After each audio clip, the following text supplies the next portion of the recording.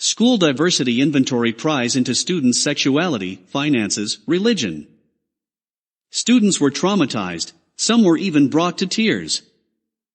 As students in one North Carolina high school were headed back to class last August, they were forced to participate in a demeaning diversity inventory which required them to answer personal questions about their gender, sexuality, religion and financial well-being, and those of their neighbors in an effort to make them aware of their respective privilege.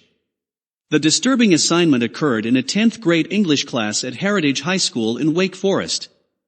Teacher Melissa Wilson asked her class to fill out a diversity inventory worksheet which asked the teenagers to reveal highly sensitive and personal information. The worksheet was formatted as a grid. Students were first asked to fill out information on their own gender, race or ethnicity, age, sexuality, ability, religion, and socioeconomic status. Then they were asked to provide this information for most of my close friends, my teachers and my neighbors, among others. In case simply writing down this personal information wasn't enough, Wilson then asked her students to go and stand under signs that corresponded to their reported sexuality. The North Carolina Values Coalition reports that students were traumatized by the exercise, and some were even brought to tears.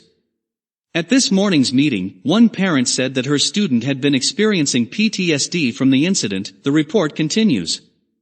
Another student didn't attend school on Friday, and is so scared to return to Wilson's classroom environment that they told their parent they hoped the hurricane would distract everyone from this incident.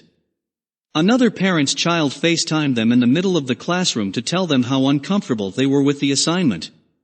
Another student had a friend who had recently shared very private information about themselves to a select number of their peers, and went white when the teacher asked students to now stand and reveal their private identities. We also learned that this was not a one-time incident. Ms. Melissa Wilson apparently has given this assignment in the past, the NCVC reported. Parent Dina Bartis described the effect that the assignment had on her son. He actually broke down and started crying because he said, "I felt so uncomfortable, but felt so on the spot that I had to do it." He said the pressure was just incredible and my son doesn't cry easily, so it really bothered him, the mother described. Bartis shared a photo of the assignment on Facebook, and it quickly went viral. The teacher also added her own commentary to the assignment. When some kids were kind of hesitant to do it, the teacher, said, "Hey, it's okay because I used to be a Catholic, and now I'm an atheist, and I'm bisexual," Bartis added. So, needless to say, my son was a little shocked that this was happening in what's supposed to be an English class. The mother emailed the school principal to demand that her son be removed from Wilson's class. She had to contact him twice before she received a response. It's hard enough going to high school without having your teacher call you out and lump you into a category, and not a category like do you like football or baseball. A category of, who do you want to have sex with?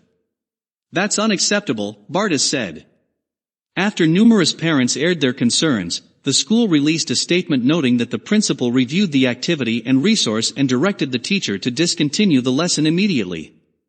The diversity inventory worksheet in question is not a district-provided resource. We will continue to work with educators on how to effectively lead important conversations connected to identity, culture, and other sensitive topics as appropriate, the statement continued. Melissa Wilson, the teacher who forced her students to complete the diversity inventory, was suspended without pay from her job for 5 days, but has now returned to teaching students. Parent Dina Bartis doesn't think these consequences were sufficient. "I don't think she belongs in the classroom, or at least with minors," she said.